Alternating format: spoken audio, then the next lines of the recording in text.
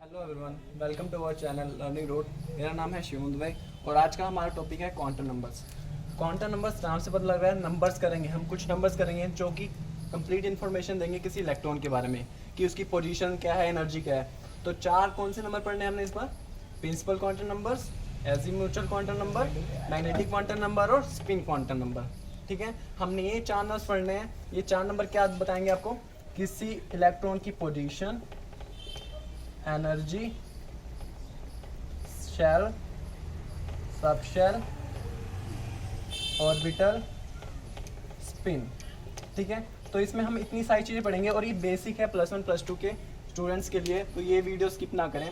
और competitive exam में भी आता है इसमें से क्वेश्चन। तो हमने क्या पढ़ना है? ये चार नंबर्स पढ़ने हैं।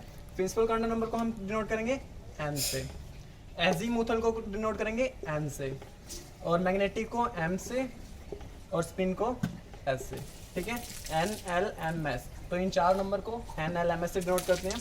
तो हम सबसे पहले शुरू करेंगे प्रिंसिपल क्वांटम नंबर से और देखेंगे क्या बताता है ये।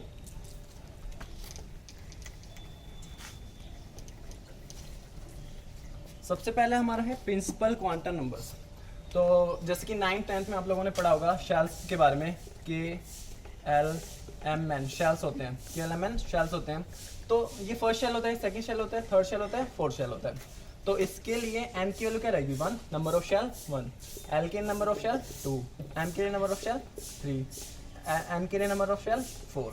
तो ये प्रिंसिपल क्वांटम नंबर। अब इसके बारे में क्या बताता है कि कितने नंबर ऑफ इलेक्ट्रॉन्स प्रेजेंट हैं, नंबर ऑफ इलेक्ट्रॉन्स प्रेजेंट है किसी शेल में। ठीक है, तो हम फॉर्मूला कौन सा अप्लाई करेंगे? 2n²। प्रिंसिपल क्वांटम नंबर ये बताता है कि किसी भी शेल में इलेक्ट्रॉन जो प्रेजेंट होते हैं वो किसके इक्वल होते हैं? 2n² के। ठीक है, जैसे यहाँ पे n = 1 के लिए अगर हम इलेक्ट्रॉन्स निकालेंगे तो कितने प्रेजेंट होंगे? n की वैल्यू 1 पुट करूँगा, 2 1 का स्क्वायर, तो कितने आ जाएंगे? 2 इलेक्ट्रॉन्स। 2 के लिए 2, तो क्या आ जाएगा हमारा? 8, अगला 18 और अगला 32।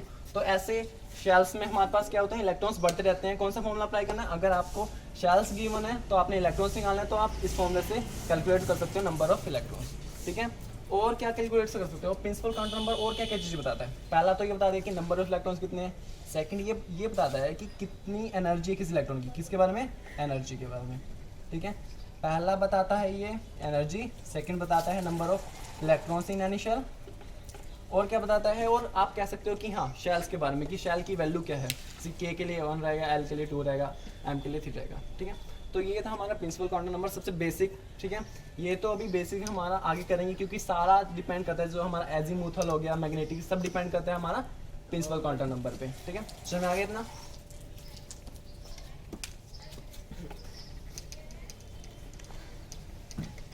अब हम करेंगे हमारा सेकंड कौन सा नंबर था हमारा?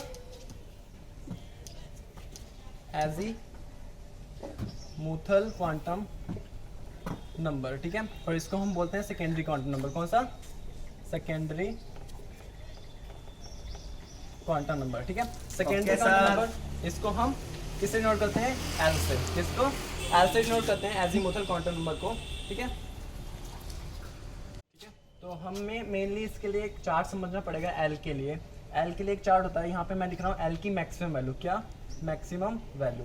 एल की मैक्सिमम वैल्यू क्या हो सकती है? 0 1 2 3। ठीक है, और मैं यहाँ पे लिख रहा हूँ सब शेल कौन सा प्रेजेंट होगा। क्या? सब शेल, क्योंकि हमारा एजीमुथल क्वांटम नंबर किसके बारे में बताता है? सब शेल के बारे में। क्या? सब शेल के बारे में बताएगा हमारा एजीमुथल क्वांटम नंबर। तो सब शेल अगर 0 वैल्यू आई एल की मैक्सिमम, तो उसमें कौन सा सब शेल प्रेजेंट होगा? एस। 1 के लिए P, 2 के लिए D और 3 के लिए F। तो याद रखना इसमें हमारे पास L की वैल्यू ये रहेगी तो S, 1 रहेगी तो P, 2 रहेगी तो D और 3 रहेगी तो F। ये हमारे पास L की वैल्यूज़ हैं और उसमें सब शेल कितने हो सकते हैं। मान के चलो अगर L की वैल्यू मैक्सिमम 2 आ गई तो उसके अंदर कौन से सब शेल प्रेजेंट होंगे? 3, S P D 3 होंगे। अगर 0 आएगा तो सिर्फ उसमें S सब शेल प्रेजेंट होगा। ठीक है, तो अगर 3 आ गई L की वैल्यू तो उसमें चारों के चारों सब शेल प्रेजेंट होंगे। ठीक है ना। फॉर एग्जांपल अगर मैं M शेल लूँ, KLM, मैं सिर्फ थर्ड पे स्किप कर रहा हूँ। क्या? थर्ड M के लिए N की वैल्यू क्या रहेगी आपकी? 3। मैं फॉर्मूला बता दूंगा क्या होता है। L का जो एजीमुथल क्वांटम नंबर L का फॉर्मूला होता है n-1। ठीक है, मैक्सिमम वैल्यू L की क्या रहती है? n-1। तो अब मैं फॉर्मूला यहाँ पे अप्लाई करूँ, एन की वैल्यू 3 है, तो एन की वैल्यू क्या रहेगी हमारी, l is equal to n minus 1, it means 3 minus 1 2। तो 2 आई हमारी मैक्सिमम वैल्यू किसकी, एल की, तो हम देखेंगे 2। तो डी, एम शेल में मैक्सिमम 3 सब शेल हो सकते हैं, एस पी डी, समझ में आ गया। तो 2 क्योंकि हमारा डी, तो याद रखना है एम में हमारे मेनली कितने होंगे सब शेल, 3 सब शेल, क्योंकि वैल्यू कितनी आ रही है, मैक्सिमम वैल्यू 2 आ रही है, तो एस पी डी। 4 अगर हम एग्जांपल एक एन का लेते हैं, एन में हमारे पास शेल कितने हैं, 4 शेल हैं, तो मैक्सिमम वैल्यू एल की रहेगी 4 माइनस 1, 4 माइनस 1 मीन्स 3, तो उसके अंदर हमारे एस पी डी एफ चारों के चारों सब शेल प्रेजेंट होंगे, ठीक है ना। इतना समझ में आ गया। हमारा पहला था एन, एन किसको बताता है, शेल्स के बारे में। अगला हमारा एल हो गया, एल किसके बारे में, सब शेल के बारे में बताता है। अब हम करेंगे थर्ड क्वांटम नंबर, जिसे हम मैग्नेटिक क्वांटम नंबर कहते हैं, और उसे एम से नोट करते हैं, वो बताएगा ऑर्बिटल्स के बारे में। किसके बारे में, ऑर्बिटल्स। तो थर्ड है हमारा मैग्नेटिक क्वांटम नंबर्स, जिसे हम एम से नोट करते हैं, और ये क्या बताता है, ये बताता है नंबर ऑफ ऑर्बिटल्स। किसके बारे में बताता है, कितने ऑर्बिटल्स प्रेजेंट हैं किसी सब शेल में। पहले हमने शेल पढ़ा था, फिर सब शेल, अब ऑर्बिटल, कि शेल में कितने ऑर्बिटल्स प्रेजेंट हैं। तो इसके लिए मैं आपको क्या बताऊंगा, फॉर्मूला, एम का फॉर्मूला क्या होता है, एम का जो फॉर्मूला होता है वो होता है, उसके लिए आपको एल की वैल्यू पता होनी चाहिए। किसकी वैल्यू, जैसे कि एल के लिए आपको एन की वैल्यू पता होनी चाहिए थी, तो एम के लिए आपको एल की वैल्यू पता होनी चाहिए, और एल की वैल्यू, एम की वैल्यू होती है minus L2 plus L. For example मैं यहाँ पे एल वाला फिर से चार्ट बना रहा हूँ, फिर से बना देता हूँ। यहाँ पे एल की वैल्यू 0 है, 1 है, 2 है, 3 है, तो सब शेल कौन सा प्रेजेंट है, सब शेल है यहाँ पर एस पी डी एफ। अगर बाय चांस मुझे इसमें से ऑर्बिटल निकालना है डी में, मैं एग्जांपल ले रहा हूँ डी का, मुझे डी में ऑर्बिटल पता, डी सब शेल में ऑर्बिटल पता करने कितने हैं, तो मैं ये फॉर्मूला अप्लाई करूँगा एम का, ध्यान से लिखना।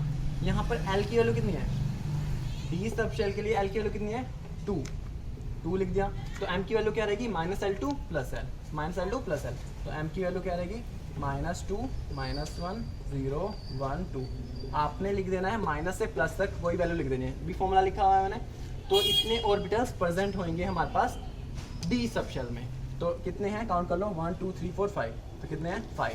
आपने नाम सुना होगा डी सब शेल में d x y, d y z, d z x, d x square minus y square and d z square, ये सारे ये 5 ऑर्बिटल प्रेजेंट होते हैं। इसी तरह मेन हमारे पी ऑर्बिटल और पी वाले ऑर्बिटल और डी वाले ऑर्बिटल जरूरी हैं, तो मैं पी वाला भी करा देता हूँ। पी का, हमारा पी के लिए एल की वैल्यू कितनी है, 1, एल की वैल्यू 1 होती है पी सब शेल के लिए। इसमें ऑर्बिटल काउंट करते हैं कितने हैं, -1 2 प्लस -1 क्योंकि 1 है एल की वैल्यू, तो -1 0 1। कितने ऑर्बिटल हो रहे हैं पी सब शेल में, 3 ऑर्बिटल होते हैं, काउंट कर लो। तो इससे हमें पता लगता है ऑर्बिटल्स के बारे में। यहाँ पे लिख देता हूँ कौन कौन से ऑर्बिटल होते हैं, p x, p y, p z. ये मोस्ट इंपॉर्टेंट लर्न करने के लिए है कि ऑर्बिटल पता होने चाहिए कितने। पी में 3 होते हैं, उनके नाम p x, p y, p z. D में 5 होते हैं, d x y, d y z, d z x, d x minus y square, d z square. लेकिन अब देख लो एम की वैल्यू हर एक ऑर्बिटल के लिए अलग अलग होती है। बताता हूँ कैसे, लर्न कैसे रखना है। मैंने लिख दिया p x, p y, p z, एक सीरीज बना रहा हूँ, +1 -1 0। ये तीनों वैल्यू मैंने तो ऐसे लिख दी ना, ऑर्डर में लिखी, लेकिन अब यहाँ पे लिखी है मैंने। पी एक्स के लिए क्या होती है +1, पी वाई के लिए -1 0, याद रखना ऐसे, +1 -1 0। ये मैं इसको डब्बे बॉक्स में कर रहा हूँ क्योंकि ये ज़रूरी है। अब यहाँ पे भी मैं बॉक्स में कर रहा हूँ, इसके लिए वैल्यू लिखता हूँ ध्यान से, ऑर्डर उसी ऑर्डर में आपने लर्न रखना है। डी एक्स वाई के लिए -2 -1 +1 +2 0, क्योंकि आपके पास एक क्वेश्चन आ जाएगा ऐसे, 4px के लिए तीनों क्वांटम नंबर्स की वैल्यू बताओ, n l m, इसकी वैल्यू बताओ। तो कैसे बताओगे, n जो होता है वो शुरू, जो पहला नंबर होता है वो n को डिनोट करता है, नंबर ऑफ शेल को। तो कितने शेल हैं, 4, तो n की वैल्यू क्या है, 4। अब मैंने बताया था p, हमने पहला तो हमारा शेल पता लग गया शेल, दूसरा था सब शेल। सब शेल देखना है इसमें कौन सा, p सब शेल है। p सब शेल के लिए l की वैल्यू कितनी होती है, 1, तो L की वैल्यू यहाँ पर क्या है, 1 है इस क्वेश्चन में, क्योंकि ये क्वेश्चन आते हैं न्यूमेरिकल कॉम्पिटिटिव में भी आता है, +1 +2 में भी आता है। तो L की वैल्यू यहाँ से 1 है। और X, अब थर्ड क्या देखना होता है, ऑर्बिटल। ऑर्बिटल की वैल्यू यहाँ से देखनी होती है, मैंने बताया 2 बनाए हैं बॉक्स। तो हमारे पास क्या है, px ऑर्बिटल है, px ऑर्बिटल के लिए m की वैल्यू क्या होती है, +1। तो ऐसे हम फाइंड आउट कर सकते हैं, ठीक है ना। एक और चीज़ करा देता हूँ मैं आपको, इसमें लास्ट हमारा क्या बचा है, हमारा बचा है स्पिन क्वांटम नंबर्स। तो ध्यान से देखना स्पिन क्वांटम नंबर्स भी, क्योंकि वो लास्ट है। अब लास्ट है हमारा 4th स्पिन क्वांटम नंबर्स, जिसे हम एस से डिनोट करते हैं। अब देखो एस ये बताता क्या है, नाम से पता लगा स्पिन बता रहा है आपको पता। अभी अभी हम कहाँ पहुंचे थे, ऑर्बिटल्स में। कहाँ तक, ऑर्बिटल तक पहुंचे हैं। ऑर्बिटल को ऐसे हम शो करते हैं इस बॉक्स में। इसके अंदर एक ऑर्बिटल में मैक्सिमम 2 इलेक्ट्रॉन्स आ सकते हैं। क्या आ सकते हैं, 2 इलेक्ट्रॉन। और दोनों की स्पिन क्या होनी चाहिए, अपोजिट। अगर एक की स्पिन ऊपर है तो एक की स्पिन नीचे, क्योंकि हमें पता है इलेक्ट्रॉन एक ऑर्बिट में रिवॉल्व करता है, न्यूक्लियस के अराउंड एक ऑर्बिट में। और लेकिन वो अपनी एक्सिस के अराउंड भी तो रिवॉल्व करता हुआ जाता है, ऐसे ऐसे। समझ में आ रहा है, तो उसे स्पिन कहते हैं। तो वैल्यू क्या होती है स्पिन क्वांटम नंबर की, हमेशा याद रखना, +12 और -12। क्यों होती है, क्योंकि दोनों, मैंने अभी बोला एक ऑर्बिटल में मैक्सिमम 2 इलेक्ट्रॉन होते हैं और दोनों की स्पिन क्या होती है, अपोजिट। एक की अगर +12 है तो दूसरे की -12। यही 2 वैल्यू होती है और ये ज़्यादा इंपॉर्टेंट नहीं है, बस ये समझने के लिए कि क्यों होती है और कैसे होती है। ठीक है, मैं एक लास्ट क्वेश्चन कराता हूँ प्रिंसिपल क्वांटम नंबर्स पे, मतलब क्वांटम नंबर्स पे आपको बताना है कैसे होगा। जिसकी मैंने एग्जाम्पल ले लिया 3s का। यहाँ पर क्या होगा, n की वैल्यू मैं फिर से बता रहा हूँ, क्या पता लगाना है इनमें, shell, sub shell and orbital. ठीक है, इनकी वैल्यू पता लगानी है। तो शेल हम सबसे पहले n 3 कितने हैं, 3। सब शेल l, तो s के लिए सब शेल क्या, l की वैल्यू सब शेल डिनोट करती है, तो l की वैल्यू s के लिए क्या होती है, l की वैल्यू s के लिए क्या होती है, 0 बताया था, 0 1 2 3 s p d। तो हमारा तो s है, तो s के लिए l की वैल्यू क्या होती है, 0। और m की वैल्यू इसमें अगर 0 है तो इसमें भी m की वैल्यू भी 0 रहेगी। ठीक है ना, तो ये हो गया। एक और क्वेश्चन कराता हूँ मैं, क्या हो गया, एक क्वेश्चन ले लिया मैंने जैसे कि 5d(x² - y²। अब बताओ इसमें n की वैल्यू, l की वैल्यू और m की वैल्यू कैसे करना है। तो n क्या होता है, शेल्स, कितने शेल्स प्रेजेंट है, 5। ठीक है, l की मैक्सिमम वैल्यू 4 हो सकती है, क्योंकि मैंने बताया था 5 - 1 तो 4 हो सकती है। लेकिन मुझे बताना है इस सब शेल को देखते हुए कौन सा प्रेजेंट है, d sub shell, s p d। तो d के लिए क्या होती है l की वैल्यू 2, तो मैं यहाँ पे लिख दूंगा 2। अब हमने क्या निकालना है, अब हमने निकालना है मेनली ऑर्बिटल। ऑर्बिटल के यहाँ पे x² - y², देखना है क्या देखना है, x² - y²। मैंने आपको बताया x y y z z x x² - y² और z²। ये बताया था d के orbital d d d d d। तो मैंने आपको क्या ऑर्डर बताया था, -2 -1 +1 +2 0। तो क्या है x² - y² की क्या वैल्यू है m की, +2, तो +2।